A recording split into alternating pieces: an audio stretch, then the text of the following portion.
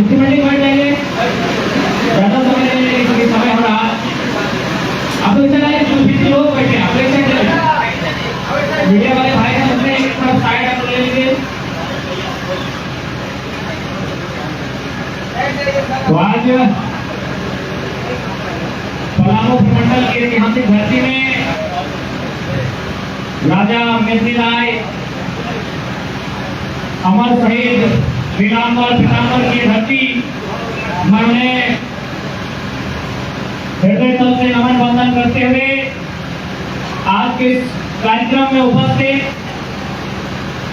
हमारे केंद्रीय पार्टी के तमाम पदाधिकारी, हमारी पार्टी के तमाम केंद्रीय पदाधिकारी, प्रमंडलीय पदाधिकारी, जिला पदाधिकारी, प्रखंड पदाधिकारी एवं हमारे तमाम साथी, आप सभी को झारखंडी जोहार करते हैं, नमस्कार करते हैं। साथ ही साथ जितने भी उपस्थित मीडिया कर्मी हैं, यहाँ पे बहुत सारे पुलिस कर्मी भी आए हैं, सभी को हम लोग अपनी ओर से आभार प्रकट करते हैं। आज पहली बार पलामू जिले में आने का अवसर मिला है, पलामू जिला आने का अवसर मिला है, इसके लिए जिनके माध्यम से हम यहाँ तक आए हम सभी का आभार करते हैं। आज 2 साल पहले, आज भी हम लोग साथ हैं, 2 साल पहले जब इस आंदोलन में भाग लिए थे तो कभी उम्मीद नहीं था कि अपने जीवन काल में हम लोग कभी पलामू प्रमंडल की ओर जाएंगे, काफी दूर पड़ता है। लेकिन आज झारखंड की जो दशा है, झारखंड की जो व्यवस्था है और उस व्यवस्था से झारखंड के लोग लगातार अपने हक हुकूक से वंचित हो रहे हैं, वो आवाज कहीं ना कहीं आज हमें पलामू प्रमंडल और पलामू जिले की धरती तक खींच कर लाई है।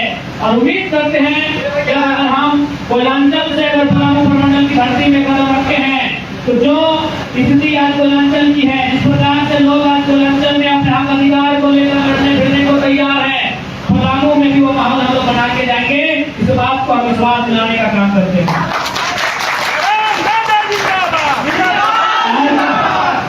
जब हम लोग पलामू प्रमंडल को थोड़ा सा आधा से भी अंत करने का प्रयास किया, ये प्रमंडल कुल मिलाकर किसानों के हित का ये प्रमंडल है। लेकिन आज यहाँ की नदियों में पानी नहीं, यहाँ बाढ़ की समस्या, यहाँ सुखाड़ की समस्या, तो कहीं ना कहीं आज हमें लगता है, मैं तमाम मीडिया कर्मियों के माध्यम से कि वर्तमान में राज्य की सरकार बड़ी घोषणाएं कर रही है और ये पलामू प्रमंडल में जो जल की स्थिति है उस पर नियंत्रण रखना चाहिए। जो जल की स्थिति है उस पर अगर वो बेहतर काम करते हैं तो पलामू प्रमंडल को बेहतर सवेरा, एक नया सवेरा मिलेगा, ये पूर्ण विश्वास है हमें। और साथ ही साथ हम स्पष्ट कहना चाहेंगे कि आज राजनीति में हम लोग का आने का उद्देश्य भी यही था। आज इस भारतवर्ष में 28 राज्य हैं, 8 केंद्र शासित राज्य हैं। 28 राज्यों की अगर बात करें उनकी कोई न कोई पहचान है। आज अगर अनुमान बात करें तो भारत की आबादी 1 अरब 40 करोड़ के आसपास है। हम सभी भारतीय हैं, 1 अरब 40 करोड़ लोग भारतीय हैं, लेकिन 1 अरब 40 करोड़ लोग झारखंडी नहीं है। इस बात को पहले मानिए, इस बात को पहले समझिए।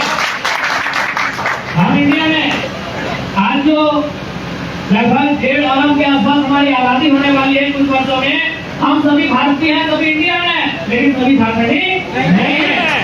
इस बात को जानना होगा, इस बात को समझना होगा।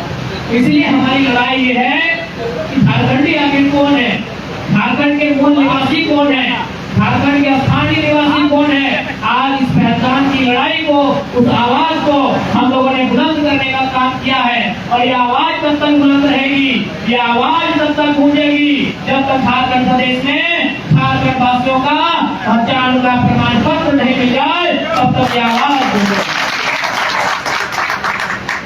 और इसके लिए हम लोग लगातार संघर्ष कर रहे हैं। इसके लिए लगातार हम लोग जिलों में, प्रमंडलों में जा रहे हैं, लोगों से जुड़ रहे हैं, लोगों के बीच अपनी समस्याओं का आदान प्रदान कर रहे हैं। और हमें पूर्ण विश्वास है कि झारखंड एक नए सवेरे की ओर बढ़ रहा है। अगर हम लोग नए सवेरे की ओर नहीं बढ़ते हैं तो आज 8 लोकसभा की सीटों से 8 लाख वोट लेकर नहीं आते साथियों, कहीं ना कहीं झारखंड नए सवेरे की ओर बढ़ रहा है।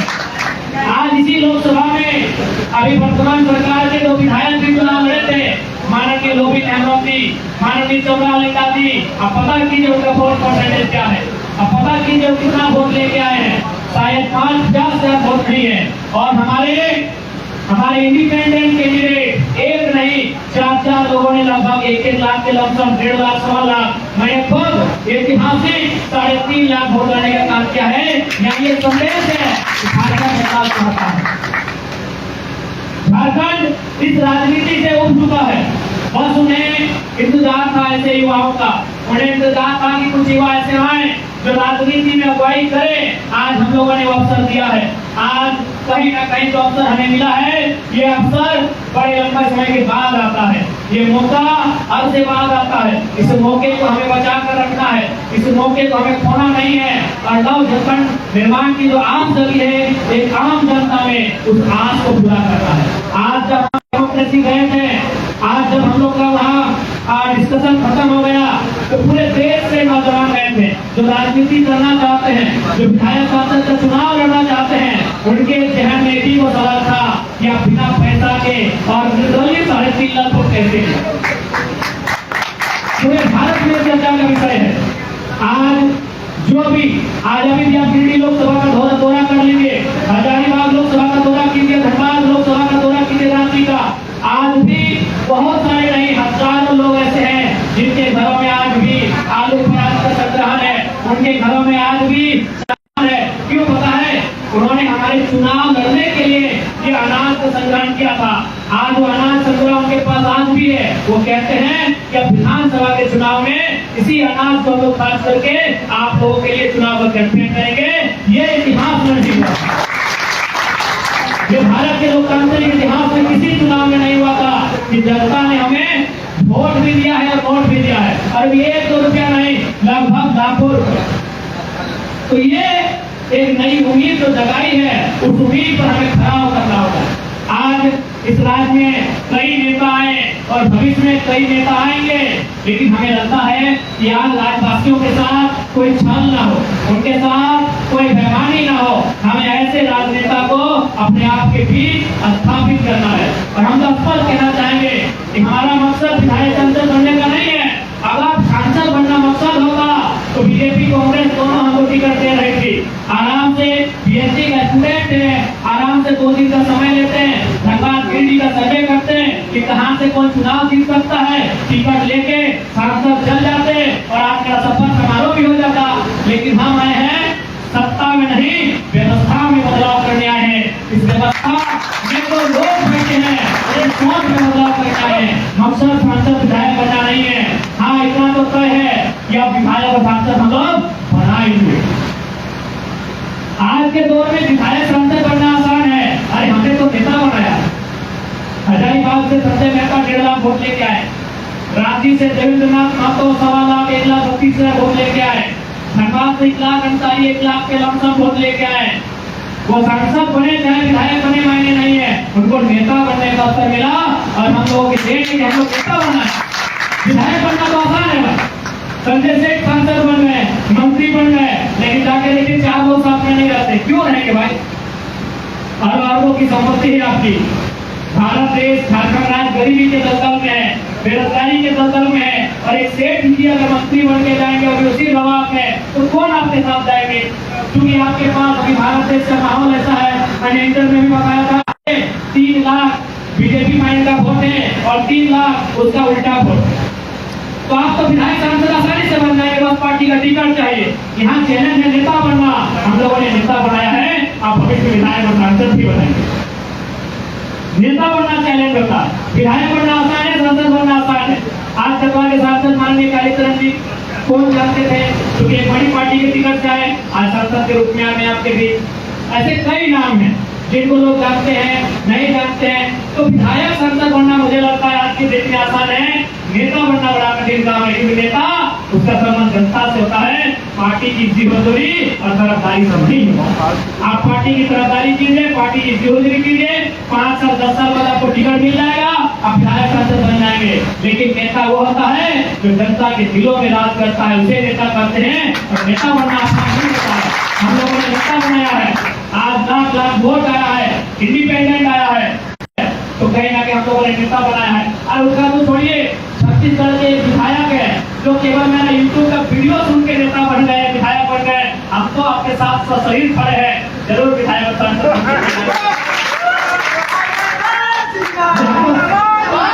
आपके बीच खड़े हैं।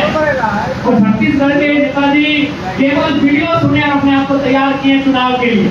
उन्होंने बेकायदा हमें मैसेज भी भेजवाया, बहुत बहुत धन्यवाद कि आपके वीडियो को सुनकर हम विधायक बन गए छत्तीसगढ़ का। तो केवल वो मेरा वीडियो सुन के जब विधायक बन सकते हैं, हम तो आपके सामने हैं, आपके चुनाव में आपके साथ रहेंगे, आपके कैंपेन में आपके साथ रहेंगे, आपकी रणनीतियों में आपका हिस्सा रहेंगे, आपके साथ कदम मिलाएंगे, आपके साथ मेरा कंधा मिलेगा।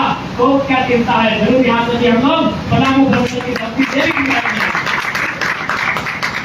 और हमारा जो उद्देश्य है, हमारा जो मकसद है, वो इस राज्य के लिए बेहतर स्थानीय नीति बने, इस राज्य के युवाओं के भविष्य के साथ खिलवाड़ न हो, उसके लिए बेहतर नियोजन नीति बने, यहाँ के विस्थापित किसानों के साथ अन्याय न हो, उसके लिए बेहतर विस्थापन नीति बने।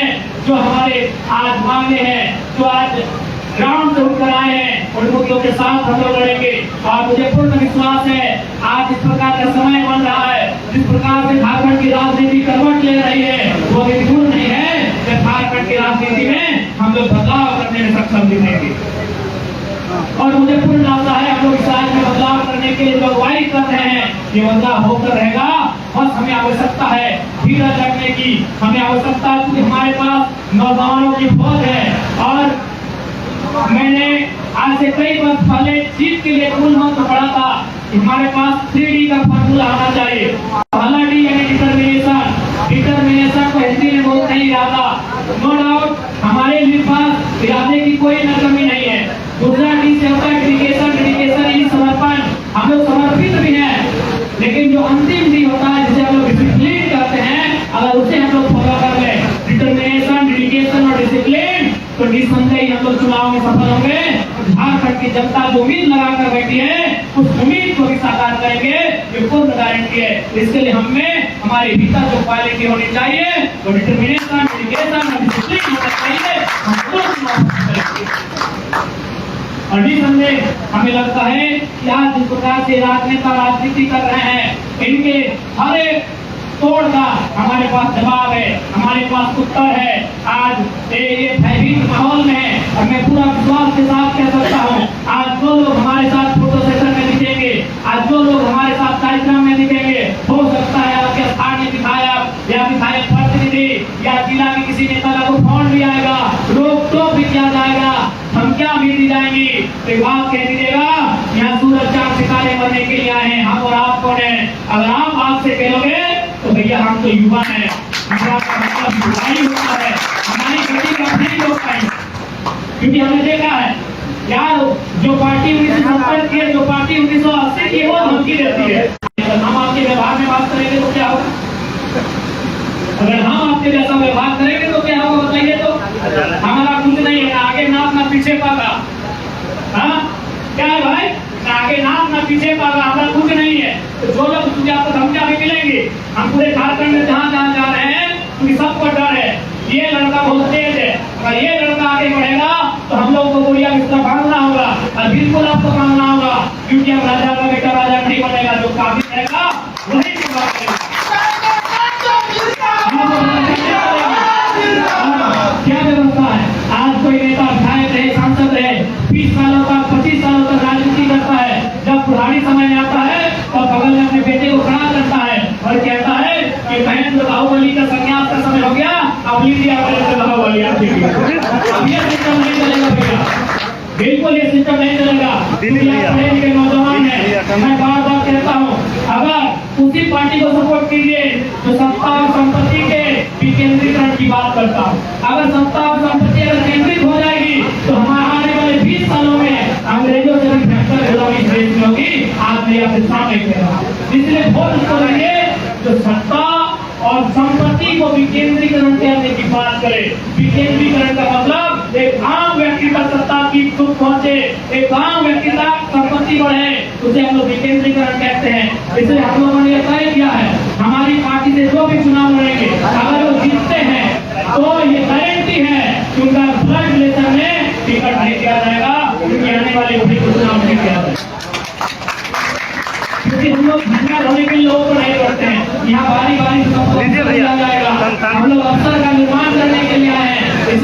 की गारंटी रख लीजिए कि हम लोग उस परिपाटी को नहीं दोहराएंगे। आज देख लीजिए भारत की क्या स्थिति है, कोई परिवार 40 साल से कोई 50 साल की राजनीति में है, तो हम क्यों आए थे लोकतंत्र में, क्यों स्थापना हुआ था भारत देश में लोकतंत्र का। अब एक ही परिवार के लोग राजनीति सबके रहेंगे, अगर राजा का बेटा राजा बनेगा, विधायक का बेटा विधायक बनेगा, सांसद का बेटा सांसद बनेगा, तो भारत देश को लोकतंत्र का निर्माण करना ही नहीं चाहिए था। इसलिए हम लोग ये सुधार करेंगे। हमारी पार्टी में कोई विधायक होकर जाते हैं, मैं गारंटी लेता हूँ जब तक हम केंद्र अध्यक्ष के रूप में रहेंगे, वो विधायक 20 साल में 15 साल है, लेकिन जब वो संन्यास लेंगे कोई नया विधायक नए गांव से नए परिवार से तैयार होगा, उनके परिवार से तैयार नहीं होगा। इस बात की पूरी गारंटी है। अभी नौजवानों को तय करना है कि राजनीतिक दिशा को लेके कहाँ जाना है, क्योंकि हम लोग बदलाव करने के लिए आए हैं, हम लोग क्रांतिकारी राजनीति करने के लिए आए हैं। आज ये जो नेता है इनकी जो सोच है उसका हम लोग वार करने के लिए आए हैं। आज युवाओं के सपनों को साकार करने के लिए आए हैं, हम लोग सफल करने उनको आए हैं, निर्बल दुर्बलों को हम लोग सफल करने आए हैं। इसलिए आज मेरा लगता है आज झारखंड की राजनीति में कहीं ना कहीं एक नई लड़ाई लेने का कार्य हो रहा है। आज झारखंड की राजनीति में एक नया बदलाव होने का कार्य हो रहा है। हमें लगता है इस बदलाव का साक्षी हम सभी को बनना चाहिए। ये प्रधानों की अगर बात करें तो यहाँ एक गौरवशाली इतिहास रहा है। अगर हजारों साल की बात करें तो राजा मेहदीराय का इतिहास रहा है। अगर अंग्रेजों के कालखंड की बात करें तो नीलांबर पीताम्बर का इतिहास रहा है। हालांकि थोड़ा सा ये इतिहास थोड़ा फीका उस समय पड़ा जब अलग झारखंड राज्य अलग जगी। तो चलिए कोई बात नहीं, एक नया अवसर आया है, अलग झारखंड राज ना सही, झारखंड और निर्माण की बात आई है। अब पुरानों नहीं घटेगा, मुझे पूर्ण विश्वास है। जिस पुरानों ने अंग्रेजों के कालखंड में अंग्रेजों के साथ करते थे वो पुरानों भले अलग झारखंड राज में पड़ा, धनबाद बोकारो जो मिलांचल के क्षेत्र है, गिरिडीह का जो सीमा है, हजारीबाग का जो सीमा है, कोल्हान का जो सीमा है, उससे भले पीछे रहा, लेकिन जब नव निर्माण झारखंड की बात होगी मुझे लगता है पलामू मंडल भी काम देश का नाम लेकर चलेगा, तस्वीर को बदलने का काम करेगा। इसी विश्वास के साथ, इसी उम्मीद के साथ, इसी भरोसे के साथ मैं आज पलामू मंडल की धरती आया हूँ। मुझे पूर्ण आशा है कि आप हमें निराश नहीं करेंगे। आपका प्यार, आपका आशीर्वाद और चुनाव में हमारे प्रत्याशी के पक्ष में आपका मताधिकार का उपयोग होगा, हम इसी आशा के साथ और बिल्कुल हम लोग पूर्ण विश्वास के साथ कहते हैं आज जो भी लोग सिस्टम में बैठे हैं वे भयभीत है, जो लोग लूटते हैं राज्य को वे भयभीत है, जो गलत कर रहे हैं हमारे राज्य के साथ वे भयभीत है कि कुछ भी हो जाए। ये नौजवान टाइगर ग्राम महतो के नेतृत्व में नौजवान विधायक पार्षद नहीं बनना चाहिए। मैं आपको 2 घटना की बात बोकारो रामगढ़ की सुना रहा हूँ। बोकारो में चंद्रपुरा CTPS नाम का एक जगह है, वहाँ उद्योग है, वहाँ ग्रामीणों की जमीन एक कंपनी ने लिया है। आप भी जानते हैं ग्रामीणों की जमीन ली जाती है, जब वो मुआवजा मांगते हैं, जब वो नौकरी मांगते हैं तो कंपनी इस इंडिया कंपनी के तर्ज पर उन पर मुकदमा करती है, उन पर FIR करती है। तो ठीक वही हुआ चंद्रपुरा में 1 तारीख को वही हुआ। गाँव वाले अधिकार मांगने गए, उनके साथ फर्जी मुकदमे हुए, लेकिन एक कंपनी के अधिकारी ने कहा कि केस को रोक के रखिएगा, 4 तारीख का इंतजार कीजिएगा। 1 तारीख को केस हो रहा है, कंपनी के अधिकारी कह रहे हैं कि केस को रोक के रखिएगा, 4 तारीख का इंतजार कीजिएगा। अगर जयराम कुमार महतो सांसद जीत के आते हैं तो केस वापस कर लीजिएगा, नहीं तो बहुत बड़ा हुआ।